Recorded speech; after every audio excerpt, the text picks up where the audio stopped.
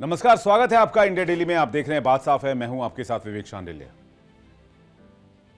बात साफ है में आज हम एक ऐसे संगठन की कहानी सुनाने जा रहे हैं जो भारत के सामाजिक, सांस्कृतिक और राजनीतिक परिदृश्य का अभिन्न हिस्सा बन चुका है। राष्ट्रीय स्वयंसेवक संघ या आरएसएस के नाम से जिसे हम जानते हैं। लेकिन क्या आरएसएस के 100 सालों के इतिहास के बारे में आप जानते हैं?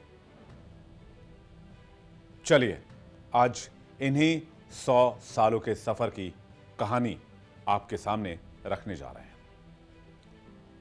आरएसएस की स्थापना साल 1925 में हुई थी और 2025 में यह अपनी शताब्दी वर्ष मना रहा है। यह संगठन हिंदू एकता, राष्ट्रवाद और अनुशासन पर आधारित है, लेकिन इसके सफर में विवाद भी कम नहीं रहे हैं। डॉक्टर केशव बलीराम हेगड़ेवार के द्वारा नागपुर में स्थापित यह संघ आज लाखों स्वयं सेवकों का परिवार है।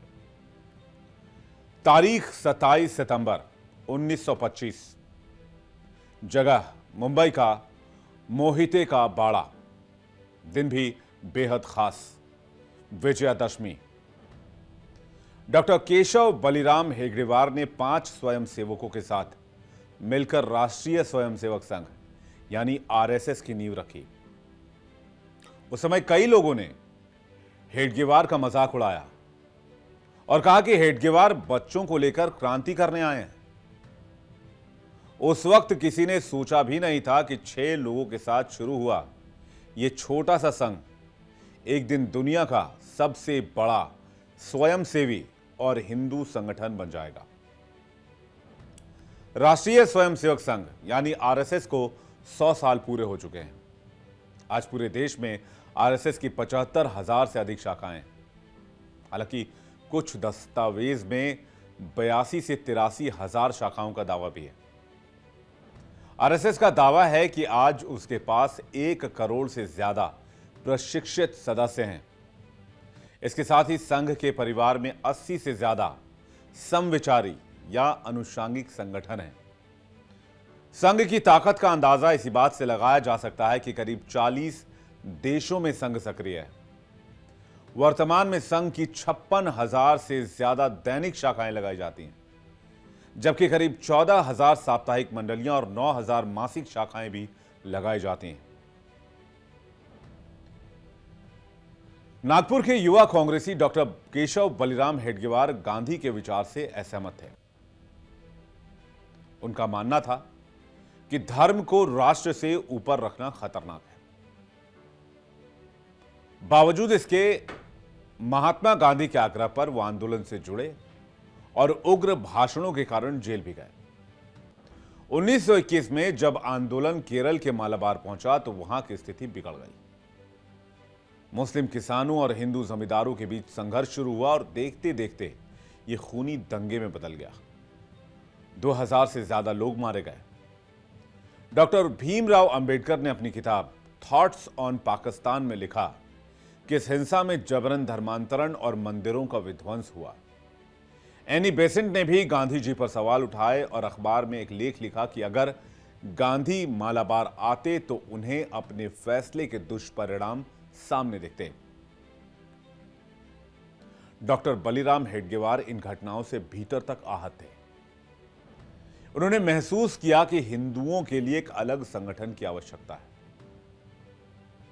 उन्होंने हिंदू महासभा में भी कदम रखा, लेकिन जल्द ही वो निराश हो गए। उन्हें लगा कि यह संगठन राजनीतिक समझौतों में उलझा हुआ है और हिंदू हितों की सच्ची रक्षा नहीं कर पाएगा। फिर आया वो ऐतिहासिक दिन 27 सितंबर 1925। विजयादशमी के खास पर्व पर हेडगेवार ने अपने घर में 5 साथियों को बुलाया। बैठक में हेडगेवार के साथ विनायक दामोदर सावरकर के भाई Ganesh Savarkar, doctor B S Munje, L V Paranjpe और बीबी थोलकर शामिल थे।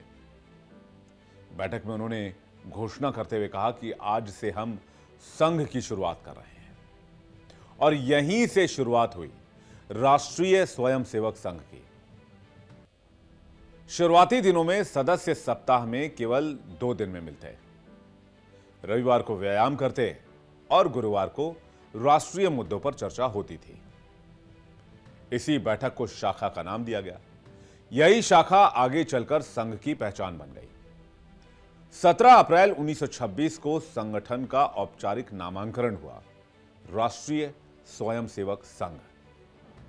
उसी साल रामनवमी पर स्वयंसेवक पहली बार एक जैसी वेशभूषा में नजर आए, खाकी शर्ट पैंट, टोपी और बूट, जो कुछ ही वक्त में अनुशासन और एकरूपता की झलक भी बन गई और संघ की पहचान भी बन गई। कुछ ही समय के बाद नागपुर के मोहिते का बाड़ा मैदान से नियमित शाखाओं की शुरुआत हुई। यही वो बिंदु था जहां से संघ धीरे धीरे फैलता गया और भारतीय समाज राजनीति पर अपनी छाप छोड़ता गया। डॉक्टर हेडगेवार के पास युवाओं को जोड़ने का एक अलग तरीका था।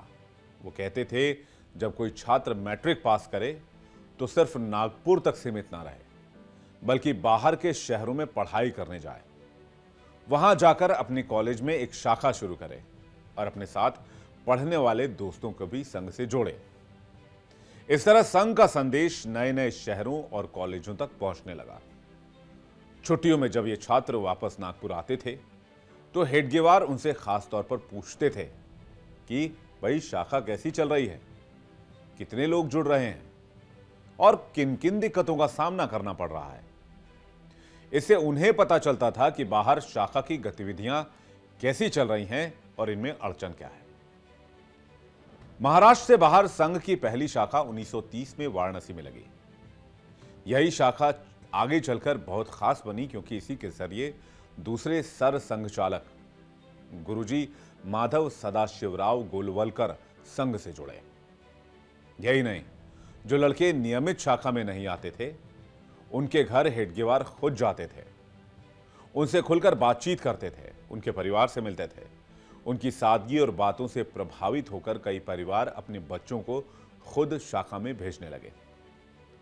धीरे धीरे यह प्रभाव इतना बढ़ा कि हर महीने संघ में नए स्वयंसेवक जुड़ने लगे। इस तरह शाखा सिर्फ नागपुर तक नहीं रही, बल्कि धीरे धीरे पूरे देश में फैलने लगी। राष्ट्रीय स्वयंसेवक संघ में साल 1925 से अब तक 6 सरसंघ चालक हुए। डॉक्टर हेडगेवार, जिन्होंने आरएसएस की नींव रखी थी, उन्होंने साल 1925 से 1940 तक अपने दायित्वों को संभाला था। साल 1940 में डॉक्टर हेडगेवार के निधन के बाद उनकी जगह माधव सदाशिवराव गोलवलकर को यह नई जिम्मेदारी सौंपी गई। लोग इन्हें गुरुजी कहकर भी बुलाते थे। गोलवलकर जी ने 1940 से 1973 तक पद को संभाला। उनके निधन के बाद 1973 में मधुकर दत्तात्रेय देवरस सर संघचालक बने। उन्हें ज्यादातर लोग बाला साहेब देवरस के नाम से जानते थे। 1993 में यह पद प्रोफेसर राजेंद्र सिंह उर्फ रज्जू भैया ने संभाला। हालांकि साल 2000 में रज्जू भैया ने स्वास्थ्य कारणों से अपने रहते हुए ही सर संघचालक का पद कृपाहल्ली सीतारामैया सुदर्शन यानी के सुदर्शन को सौंप दिया।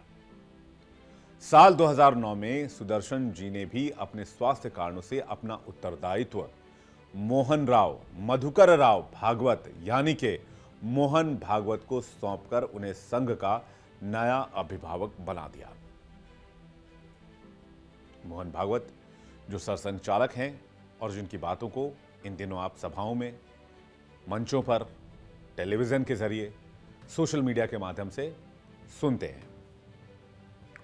लेकिन अब सवाल यह है कि आज की तारीख में क्या कोई भी व्यक्ति संघ का सदस्य बन सकता है? राष्ट्रीय स्वयंसेवक संघ का कहना है कि उसकी कोई औपचारिक सदस्यता नहीं है। जो लोग आरएसएस की शाखाओं में भाग लेते हैं उन्हें स्वयंसेवक कहा जाता है और संघ के मुताबिक कोई भी हिंदू पुरुष स्वयंसेवक बन सकता है। आरएसएस के मुताबिक कोई भी व्यक्ति संघ की निकटतम शाखा से संपर्क कर सकता है और स्वयंसेवक बन सकता है। स्वयंसेवक बनने के लिए कोई शुल्क, पंजीकरण फॉर्म या फिर औपचारिक आवेदन नहीं देना होता है। संघ यह भी कहता है कि जो भी व्यक्ति सुबह या शाम दैनिक शाखा में भाग लेना शुरू कर दे वो संघ का स्वयंसेवक बन जाता है।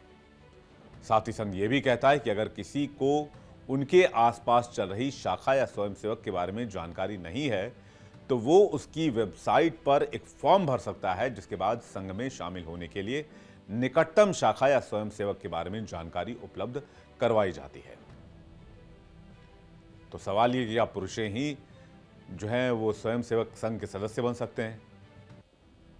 क्या महिलाएं आरएसएस की सदस्य नहीं बन सकती हैं? महिलाएं राष्ट्रीय स्वयंसेवक संघ की सदस्य नहीं बन सकती हैं। अपनी वेबसाइट पर फ्रीक्वेंटली आस्क्ड क्वेश्चंस या अक्सर पूछे जाने वाले सवालों के सेक्शन में संघ लिखता है कि उसकी स्थापना हिंदू समाज को संगठित करने के लिए की गई थी और व्यवहारिक सीमाओं को देखते हुए इसमें केवल हिंदू पुरुषों को ही प्रवेश की इजाजत दी गई थी। आरएसएस के मुताबिक जब हिंदू महिलाओं के लिए भी इसी तरह के संगठन की आवश्यकता महसूस की गई, तो महाराष्ट्र के वर्धा के एक सामाजिक कार्यकर्ता लक्ष्मीबाई केलकर ने आरएसएस के संस्थापक डॉक्टर हेडगेवार से संपर्क किया और उनसे विचार विमर्श करने के बाद साल 1936 में राष्ट्र सेविका समिति शुरू करने का फैसला किया। संघ का कहना है कि उसका और राष्ट्र सेविका समिति का एक ही उद्देश्य था, इसलिए महिलाएं राष्ट्र सेविका समिति में शामिल हो सकती हैं। हालांकि संघ यह भी कहता है कि अपने शताब्दी वर्ष में महिला समन्वय कार्यक्रमों के जरिए वो भारतीय चिंतन और सामाजिक परिवर्तन में महिलाओं की सक्रिय भागीदारी बढ़ाना चाहता है, जिससे देश का निरंतर और सतत विकास जो है वो जारी रहे और ये प्रक्रिया अनवरत चलती रहे। तो शायद अब आपको जानकारी हो गई होगी कि संघ की शुरुआत कैसे हुई, संघ की शाखा देश भर में कैसे बनी, संघ की शाखाएं दुनिया भर में कैसे बनी और संघ से कैसे लोग जुड़ते चले गए। शुरुआत में क्या मुश्किलें आई और बाद में कैसे ये दुनिया का सबसे बड़ा स्वयंसेवी संगठन बन गया। बात साफ है में फिलहाल इतना ही। बने रहिए इंडिया डेली के डिजिटल प्लेटफॉर्म पर तमाम अपडेट्स और खबरों के लिए।